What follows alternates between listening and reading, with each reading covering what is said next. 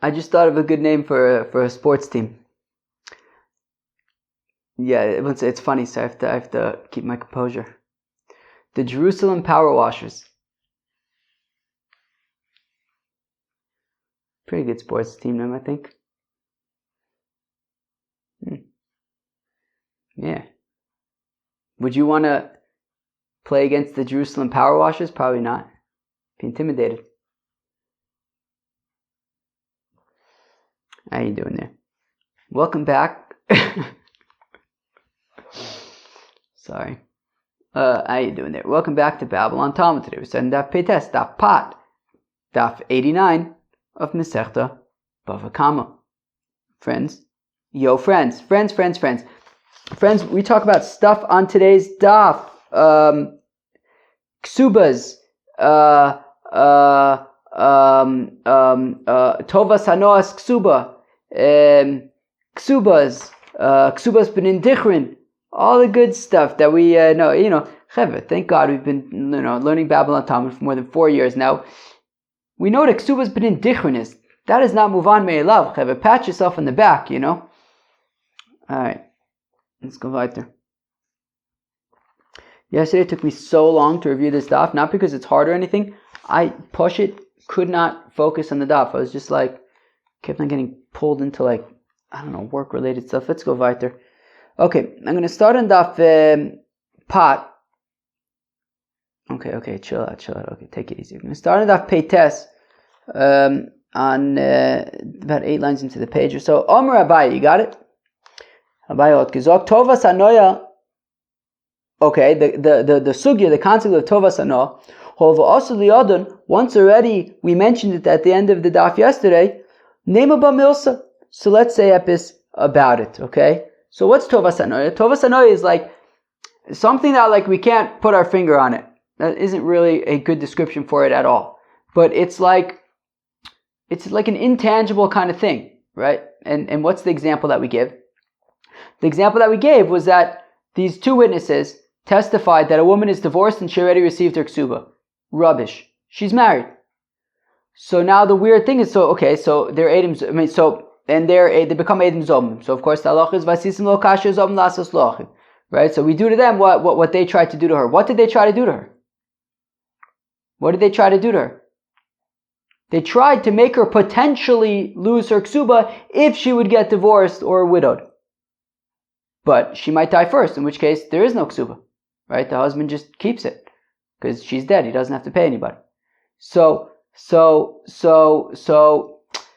how do we do, what did they try to do to her that we should now do to them? They tried to make her potentially lose her ksuba, but that wasn't a given. So how do you evaluate that? So we say, well, technically, you can figure out how much a ksuba costs, a potential ksuba costs. How do you figure out what a potential ksuba costs? Well, theoretically, she could sell her ksuba to a third party. It's called a third party Levi. I hope that will work out for us. Okay, so she could sell her ksuba to somebody named Levi, and her ksuba is $1,000, and she makes a deal with Levi. Look, for $500 cash, the ksuba is yours. It's a gamble. If I get divorced or widowed, so then I would be able to collect the ksuba, but it would not go to me, it would go to you. You would get $1,000. So for the price of $500, you'd give me $500, but get in return $1,000. But there's a risk. If I die first, then my husband's going to keep it, and you're going to get nothing. So that's the tovas hanoah, right? Meaning, how much would somebody be willing to bear cash right now for the potential payout in the future? That's tovas hanoah. So now, says Abaye, once already we're talking about this sugya. So again, Amar Abaye od gizok, tovas hanoah, when it comes to tovas hanoah, hoyel v'asul yodin, once already we're talking about it, nema b'milsa, we'll say epis about it. Tovas hanoah le'isha havya. And what we're going to say about it is that this tovas hanoah goes to her. That meaning, if she makes this deal with Levi for $500, he could, have a potential payment of $1,000 later. She keeps the $500, doesn't go to her husband, memele. Because if it enters your mind that it does memele go to the husband, I wonder if I should have made another coffee. How many coffees have I had today? Can't even remember. Either one or two. Possibly just one, but maybe two. I probably should have made a coffee before I started recording. It's always a good idea, but it takes a little time. If it enters your mind that the $500 would Mimela go to her husband, Lemu la Edim, but then the Edim should just be able to then make the argument and say, wait, you're saying that we have to pay her $500 because that's sort of the immediate value of her ksuba, because if she wants, she could sell it for $500 to Levi for the potential future payout of $1,000. So the Edim Zobim would argue, look, so you're trying to say that therefore we have to pay $500 because that's the current value of the ksuba today. But let the Edim Zobim argue, wait a second, Ma'av Sadinach, what are we making you lose out? We're not actually making her lose out anything. Ihavos mizabnas la b'toivas anoyo, even if she were to have sell the ksuba to Levi for $500, ba'alav shakel minach, your husband would take it from you anyway. So we're not technically making you lose anything. Right now you have nothing. If you sold it for $500, you'd have nothing because it would go memela to your husband. Why should we have to pay you $500? We're not making you lose gunished. So if Shalman says, not necessarily, he gives an interesting answer. He says, even if it were to be true that even if the $500 were to go to the husband, she still does benefit from that because now there's just simply, she's adding money to the family income, right? Meaning she benefits. Meaning even if the $500 goes to her husband, they now have $500 to spend on themselves. So meaning she does benefit from that $500, and you were making her lose that value. Pay her that value, and even though it doesn't go to her, but it goes to the family, and she's part of the family, she benefits from it. Omer Rava says, Rava Ilchasa. So it says, okay, so Omer Rava says, Rava Hilchasa, the halacha is, drum roll please, Tovas Hanoya Leisha. So the Tovas Hanoya does go to her, it does not go to her husband. Ve'ein habal ochel peiris. And we do not force her to use that $500 to buy property, and it'll basically become like nichsei melug, that the property will belong to her, but the husband can eat the fruits, nisht. The $500 is hers, and she can do whatever she wants with it. My taima, how come? Peir takinu l'rabbanon, peir de peir lo takinu l'rabbanon, because when the rabbis say that the husband can eat the peiris, can eat the fruits, he can eat the fruits, but he doesn't. It's not twice. It's once removed, not twice removed, or zeroth removed, not once removed. The point is, if she brings property into the marriage, so then she keeps the property, but he can eat the fruits. If she gets cash for tovas hanoah, we don't say, okay, now buy property and then he can eat the fruits. No, if it's cash, it's cash. If it's property, then he can eat the fruits. If it's cash, it's cash. If it's cash, it's cash. Okay. Where are we up to? Okay. Let me talk about coffee for a second. Maybe if I talk about coffee, it's like I drink it. What was it? Right. It's like if I have the kavana, right? What was it called? What was it? Kol shiratza lasus mitzvah v'nenas v'lo asa ma'ila olav kosav kilo asa, something like that. Kol shechoshav lasus mitzvah.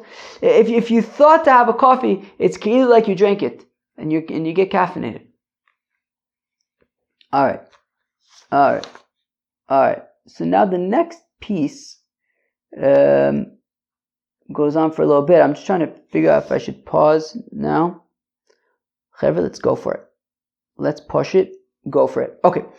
Kiyosar apape for Ravuna Beit Rav Yeshua mibei Rav. So when Rav Papa and Ravuna Beit Rav Yeshua came from the Beis HaMedrash, I feel like Rav Papa and Ravuna Beit Rav Yeshua are trouble. I feel like they get into difficult sugyas. I don't know why. They're like Papa and Ravuna Beit Rav Yeshua. I feel like they get into the hard stuff. Al Kopanim. Yeah, this is it is what it is. But it's BavaKama. BavaKama is great, right? We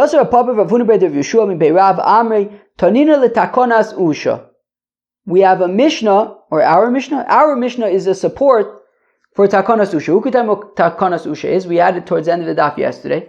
Takonas Usha is that a wife who has nichsei melug, she has property, and the property belongs to her. The guf akarke, the property belongs to her, but the peiris, the husband can eat the peiris.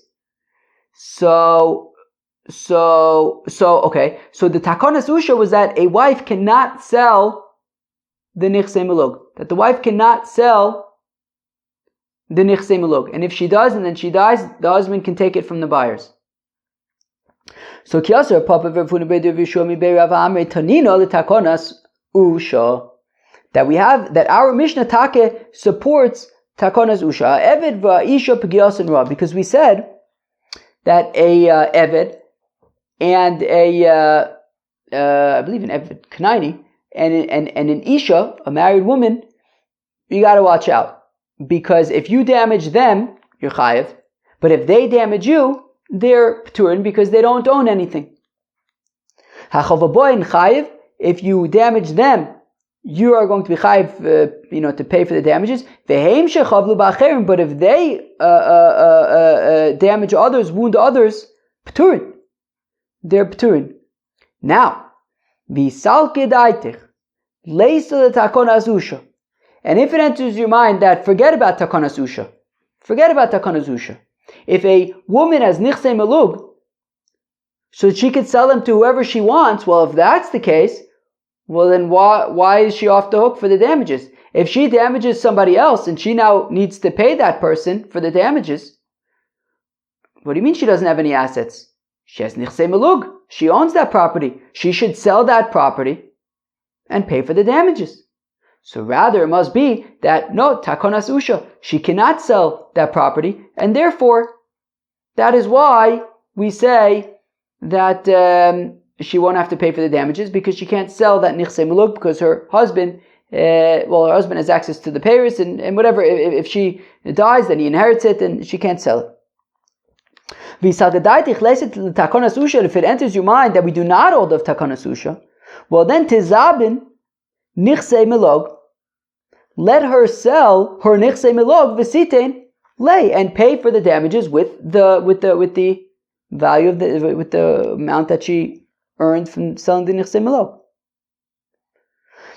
V'letaimech, but meh nihinami deisei l'takonas usha, to which the Gemara says meh. It's not a proof for takonas usha. For even if we would say, let's forget about takonas usha. There's no takonas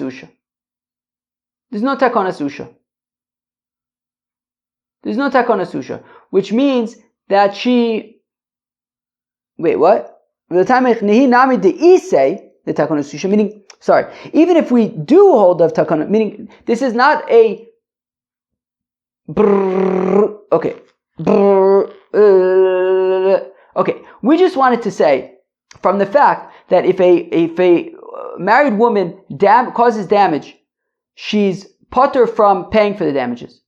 Well, then that must be a proof that she cannot sell her nichsei melug, like the takonas usha. Because if she could sell the nichsei melug, then she should sell them and pay for the damages. To which the Gemara says, meh. Why does the Gemara say meh? Because even if what we say is, even if you do hold of a takonas usha, okay, and she cannot sell the nichsei melug, but still I have a question of why is she off the hook? I mean, you want to say she's off the hook because of the takonas usha that she can't sell her nichsei melug. Rubbish.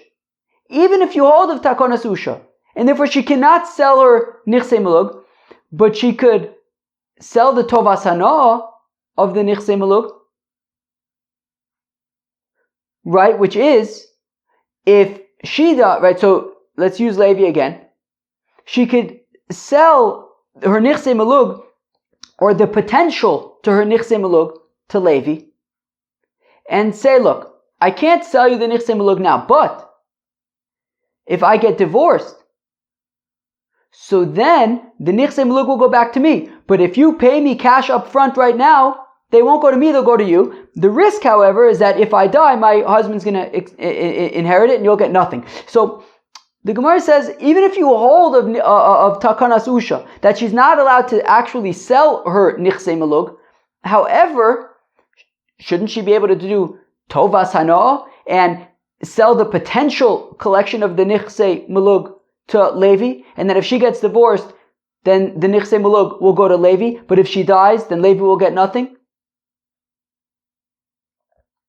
Okay, so nihi nami de so this is not the fact that she doesn't need to pay for the damages does not prove that we hold of takana susha that she's not allowed to sell the nichse mulug, because we could even hold of the takana susha that she's not allowed to sell the nichse mulug, but even so, shouldn't we require to sell the potential value of the nichse milug and use that to pay for the damages?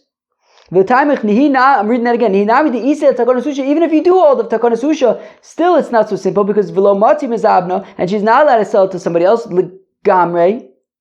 She can't just sell it straight up. But tizabin the nichse milug b'tovas hanoya v'titen lei.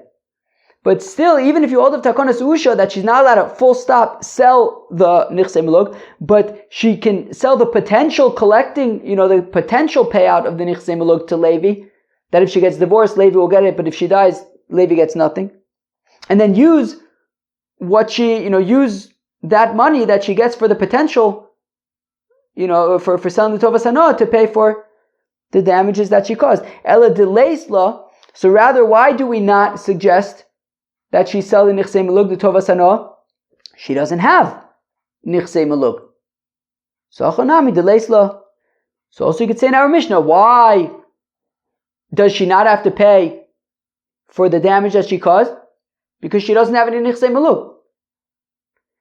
If she had nichse milug, so then we could say either, unlike takana susha, just sell them and use that money to pay for the damages, or like the takana susha, sell the potential of that property and use that money to pay for the damages. Rather, we must be talking about where she doesn't have property, she doesn't have nichse milug, and therefore she's parted from paying for the damages.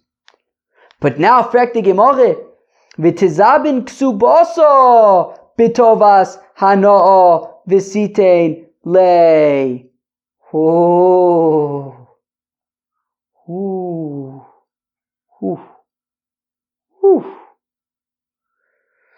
So she might not have nichse milug. She has a ksuba. Every married woman has a ksuba. That ksuba can be collected. If she gets divorced, she'll collect her ksuba. Why doesn't she sell that in order to pay for the damages? Again, v'tizabin ksubosa b'tovas hanoya v'titein lei. Why doesn't she sell her ksuba for the potential payout? Right? If the ksuba is $1,000, she could sell the ksuba to Levi for $500. If they get divorced, Levi will get the full $1,000. If she dies first, Levi will get nothing. He takes on the risk for $500. And then she can use that $500 to pay for the damages that she caused. Hamani Reb Meir, well, our Mishnah is Reb Meir de Omar Oslo L'Odom Sheyashes Ishto Afilu Sha'achas Blo Ksuba. That Reb Meir's opinion is that you can't have a situation where a husband and wife don't have a ksuba. Therefore, she can't just sell the tovas hana of the ksuba, because then there won't be a ksuba, and you can't have a situation without a ksuba. But let's go weiter for a second. V'taima mai, but says the Gemara meh, because what's the reason why you can't have a scenario where there's no ksuba? Well, because if there's no ksuba in the marriage, well, then he can easily just divorce her, because there's no response. It's not like it's going to cost him anything to divorce her. Let him just divorce her. So therefore we say, as long as there's a ksuba in the marriage, he'll think twice before divorcing her, because then he's going to have to pay her the obligation, his obligations, for the value of the ksuba. But that's not relevant over here, because when we're talking about tovas hana, she's just selling to Levi her payout. He's still going to have to pay it out. The question is he paying it to her, or is he paying to Levi? So he's still going to think twice before divorcing her, because regardless, he's going to pay somebody, whether it's her, whether it's Levi. So therefore, that remains. Still, he's not going to divorce her. Because if he does, also hanoch de zabne, Levi is going to come, and Levi is going to collect her ksube from her husband. So the question remains, why do we say that if a wife causes damage to somebody, she's patur from paying? Why not sell her the tova sana of the ksuba, and with that money she'll pay for the damages? And that's fine, right? Even Reb Meir, who says that you can't have a situation where there's no ksuba, that's only because then it would be too easy for him to divorce her. That doesn't change here, because he's, in the event of divorce, he's still going to have to pay the value of her ksuba. Maybe not to her, maybe to Levi, but that makes no difference. He's still going to have to pay it. So the sort of decentive is decentive a decentivized decentive the decentive. Dennis, I actually legitimately need your help over here. Decentive, it's a thing. A decentive, an incentive. I feel like it's not. An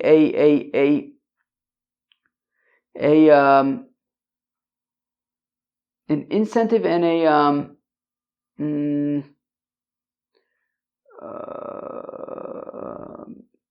decentive? No, come on, that's not a thing. Decentive, an incentive to do something, and a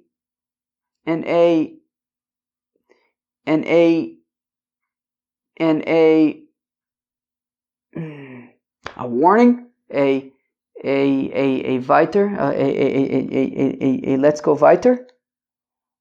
Okay. So also fine. Okay. So now says the Gemara, and now is when I'm going to pause the video. I'll be right back. To which the Gemara gives a kind of funny answer that tovas hano is just words.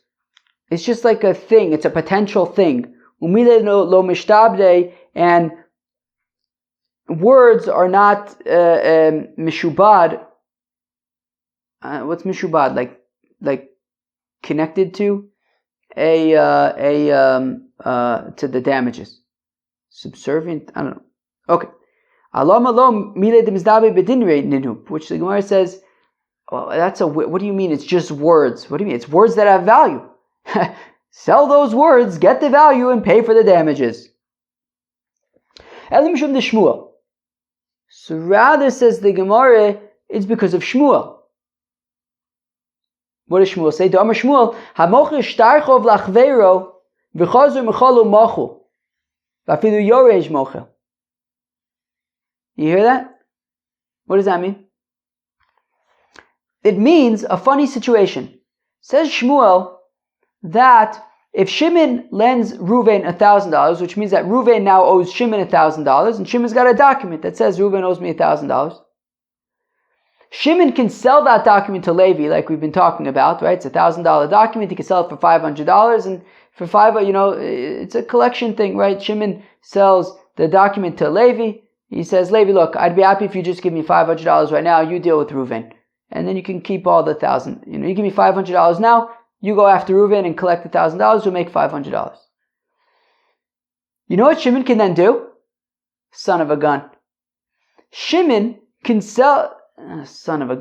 Shimon can sell this document to Levi for $500, and then Levi's like, okay, great, I got to now go to Reuven and collect the $1,000. Shimon then goes to Reuven and says, Reuven, you know how you owe me $1,000? Forget about it. Don't worry about it. Don't worry about the $1,000. He just canceled the loan.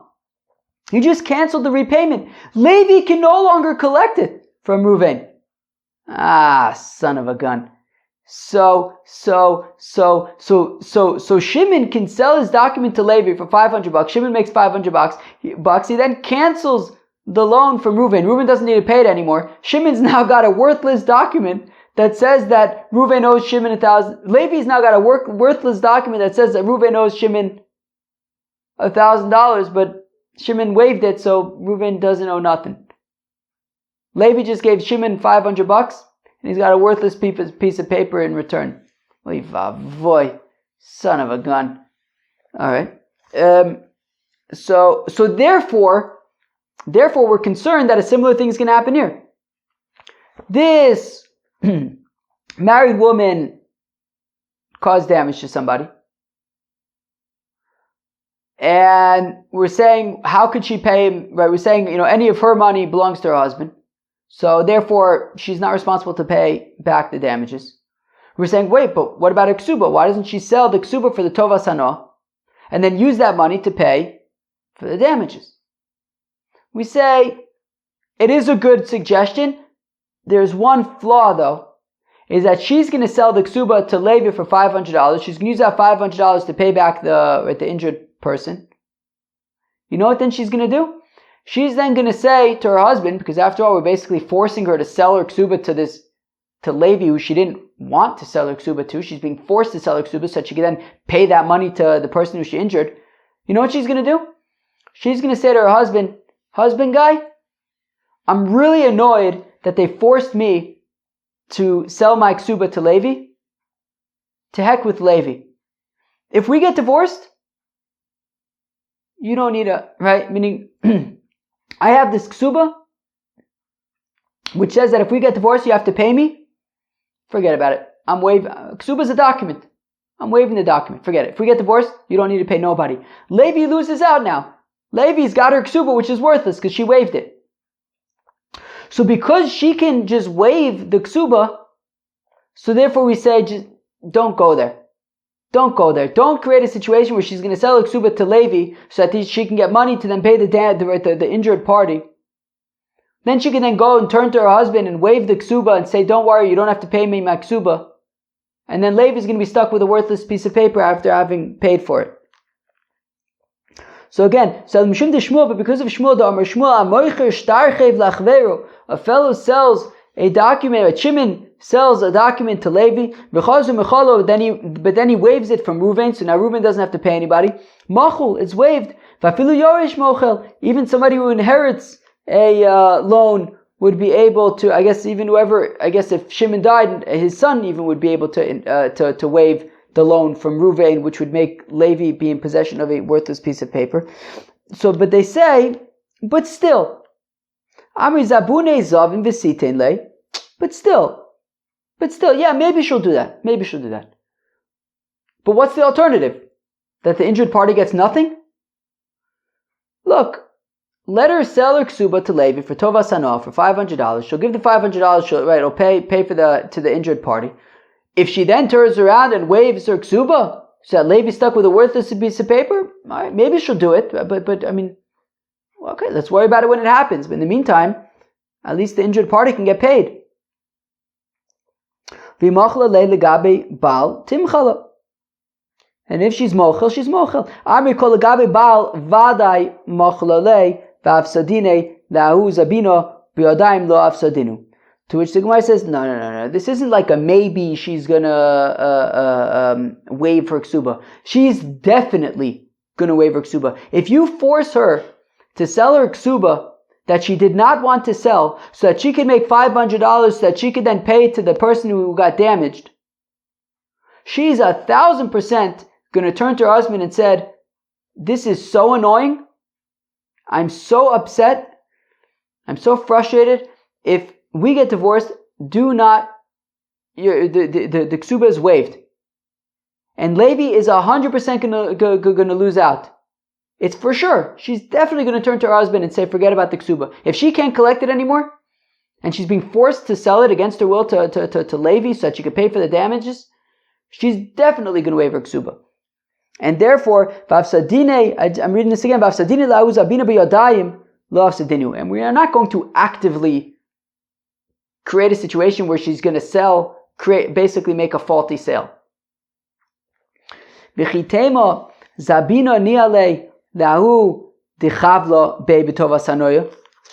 now the Gemara suggests this.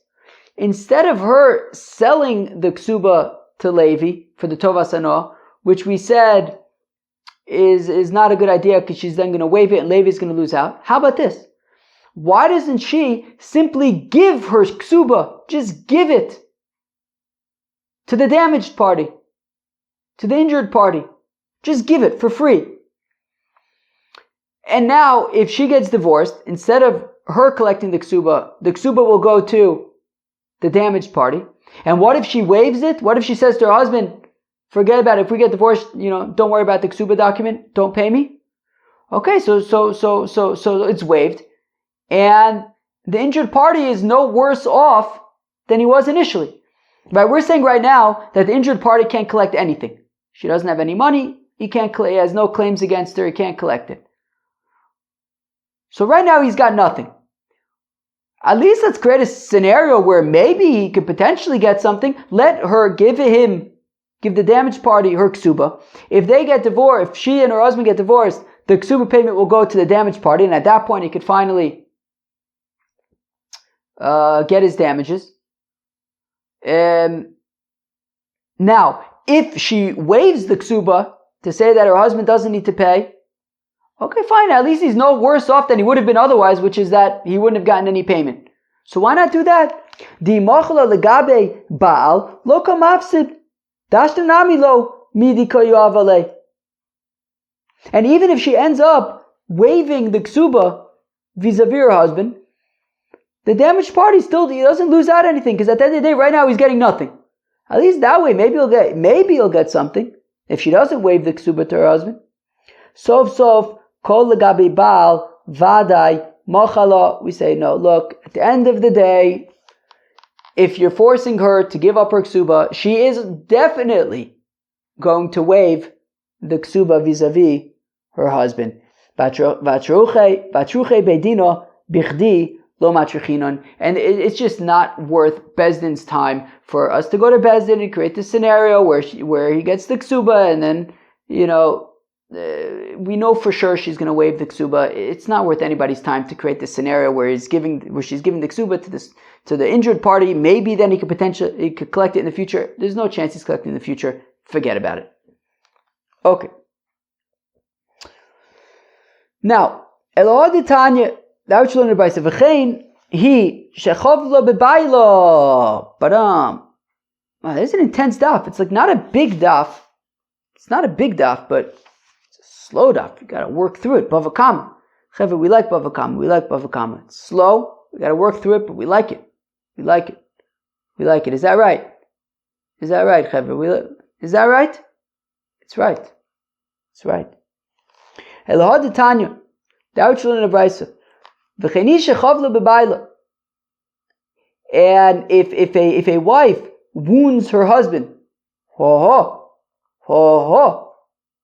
ifsida ksubasa, she does not lose her ksuba. She causes damage to her, she wounds her husband. There's no she doesn't pay him. It doesn't affect the value of her ksuba. It's not like we deduct payment from the potential ksuba. Nothing. But amai, why not?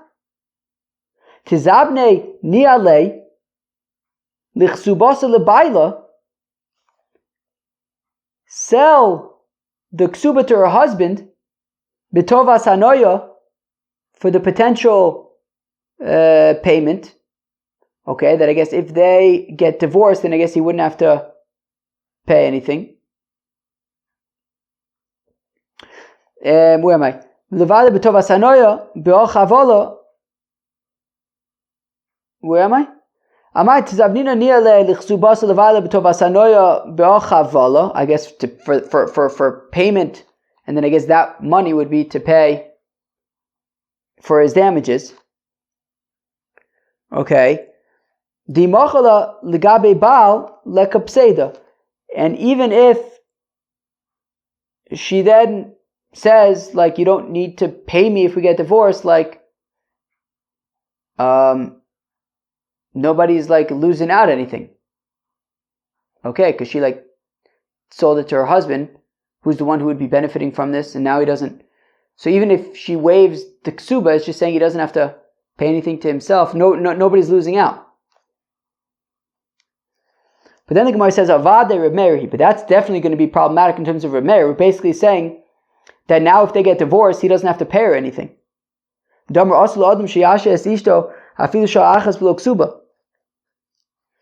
that Reb Meir said that it's forbidden for a married couple to not have a ksuba.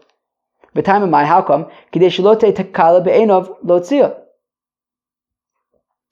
Because if there's no ksuba, then it could be easy for him to just divorce her.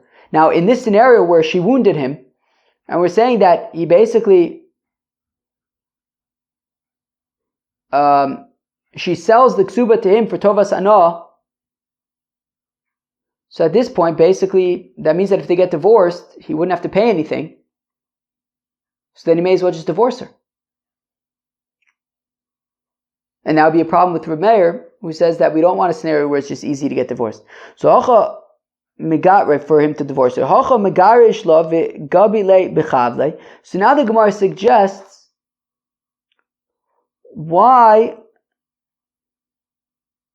doesn't he just divorce her anyways? Meaning, if she wounds him, so why doesn't he just divorce her? He will then pay her ksuba, and now she has money. And she uses that money then to pay for his damages. So why not that? He should just divorce her, pay her ksuba, and then she pays him back for the damages. Skip to the end of the next line. Kigon dinafish ksubasa.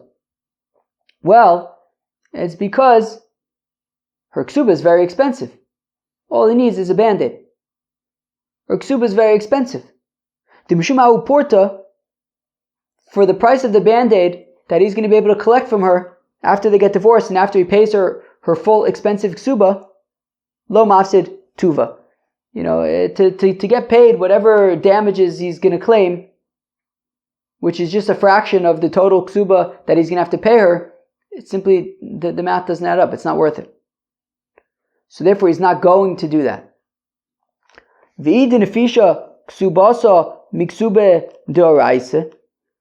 now, if we're saying that, right, of course we know from Masechet Ksubis that the value of a ksuba midoraisa is mana masayim, right? A mana for, right, almana, right? Libsula masayim vil almana mana. So let's say her ksuba is $1,000, not 200 or 100. So why don't we nukma ksuba doraisa? So let's keep the ksuba doraisa, right. So midoraisa, a ksuba just needs to be mana masayim. So keep the ksuba doraisa. So there's no problem of he's not going to divorce her because of he was still going to have to pay the mana masayim. The idach, and the difference, the $800, $900, whatever it is, tizavna niale, that he should sell to her bechavle for his damages. But still, even after selling that to him, he would still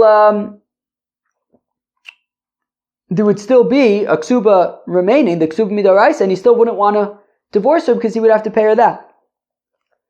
So kigon tilo nefisha ksubasa miksuba deoraisa. Well, we're talking about a scenario where actually her ksuba is not more than the ksuba deoraisa. Dehave chavle arba'a zuze, that his damages are just 4 zuz. The mishum arba'a zuze lo mafsid esim v'chamisha, and therefore, if the ksuba is just the midoraisa amount, which means that if he wants to get paid, he's going to have to divorce her for the 4 zuz that he would, get from that he would get for the payment for the damages. It's not worth divorcing her and having to pay her either 100 zuz or 200 zuz so that he can get 4 zuz in return. Elahad Tanya, but that which we learn in a brayse, Kishem shelo timkor, right? So 1 second. So we just said that the reason why she's potter is because it's just simply not right. So the reason why, if she damages her husband, she doesn't have to pay for the damages. Right, doesn't come from her ksuba or anything. It's simply because the ksuba is the midoraisa amount, and it's just not worth him. Right, there's nothing to sort of take out of, and if he divorces her, it's just not worth it. Elahad Tanya, that which we said, Kishem shelo timkor vihi tachtov, just like she's not going to sell her ksuba when they're still married, kachlo tafsid vihi tachtov, she also won't lose out any, right? The value of her ksuba will not be decreased by any amount, so long as they are married. But we had just said that the only reason why there's no damage payment to him, to the husband, is because the ksuba is ksuba midoraisa, implying that if the ksuba was more expensive, if it was $1,000, so then you would be able to use the difference, the additional value, to pay him for the wounds. So then why does the Brisa say, right, again, that she's never going to sell her ksuba when they're married? She doesn't lose out any of the ksuba. But there could be a scenario where the value of her ksuba will be diminished. How so? Well, for example, if the ksuba deraisa is mana masayim, but her ksuba is $1,000, 1,000 zuz. So in that case, it sounds like we would sell the extra, right, the 800 or 900 extra, and use that to pay for the wound. So why are we saying that there's never a situation where the value of the ksuba is diminished? Amar Rava says, Rava Seifa Ason, Lichsubas Benin Dichrin. Ho ho. That this part of the Brisa where it says, Kshem Shalotim Kor Vitachtav Kach Lo Tavsid Vitachtav, he's talking about Ksubas Benin Dichrin. Who can tell me what Ksubas Benin Dichrin is, friends? Ksubas Benin Dichrin. He's talking about a scenario where you have a fellow who's got two wives. One wife's ksuba is, 200 zuz, bare bones ksuba. The other ksuba, her father, right, the other wife, her father really, invested, and her ksuba is 1,000 zuz. Right, there's a pig nedunya, her ksuba is 1,000 zuz. So now, her father, when sort of giving this expensive ksuba, he says, wait a second. 1 second. What will happen if both of the wives die, and now the husband inherits the wives? When the husband dies, so let's say each wife had one son. So when the husband dies, they all divide up his estate in half. But that's not fair. Right? If the husband inherited both of his wives, from one wife he inherited 200 zuz, from the other wife he inherited 1,000 zuz. The father of the $1,000 ksuba wife says, wait, I want that my grandson from my daughter will inherit the $1,000 of the ksuba. I don't want that now there's that both ksubas of both wives are going to be pooled together, 1,200 zuz, and then each son gets 600 zuz. No way, no how. My grandson should get 1,000 zuz, and the other son will get the 200 zuz of his mother's ksuba, and that's ksubas benin dichrin, right? That the male children, when they come to inherit, will inherit the entire value of their mother's ksuba. So that's what we're talking about over here, right? So where am I? Where am I? Ksubas benin dichrin. Where am I? Wait, where am I? This is what it's saying. Just like somebody, right, if she sells her ksuba to somebody else, right, if she sells it, to somebody else for, tovas hanoah, she doesn't lose out ksubas benin dichrin, right? That would stay the same, that her sons would still inherit her ksuba. My time outcome zuzeh udan suah. Look, she needed money. She only sold the ksubas benin dichrin because she had no choice. But but I guess if she dies and her husband inherits her, her children will still inherit her ksuba from the husband. And also, if she has to sell her ksuba to her husband, also her children will not lose out on the ksubas benin dichrin. My time outcome zuzeh udan suah. Again, she only sold it because she needed the money. wow, that was an intense daf. It wasn't a long, it shows how intense the daf is, because it was about 45 minutes or something, and it wasn't that big of a daf. Imagine if it was a big daf, right? So it's an intense daf. But yeah, we talked about tova sano of different things, and how we tried to put it in the context of the takonas usha, but in terms of like how if a woman causes damage, so then she's p'tura for paying the damages, and how maybe she should sell it ksubas p'nindichrin. She should sell it for tova sano. But anyways, that was interesting stuff, friends. That was daf peites of Masechta BavaKama. Peace out.